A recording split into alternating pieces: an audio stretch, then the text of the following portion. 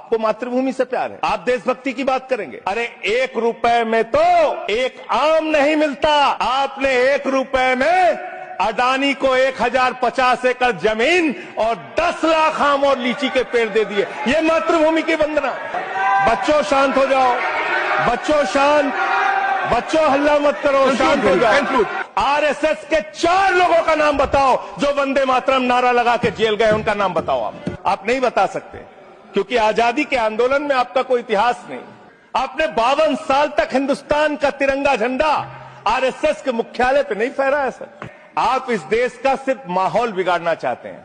आप इस देश को सिर्फ नकली नारों के पीछे अपने आप को छिपाना चाहते हैं।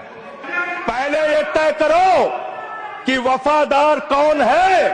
ये वक्त तय करेगा कि गद्दार कौन है। वंदे मातरम लगाएंगे, भारत माता की जय लगाएंगे, जय हिंद।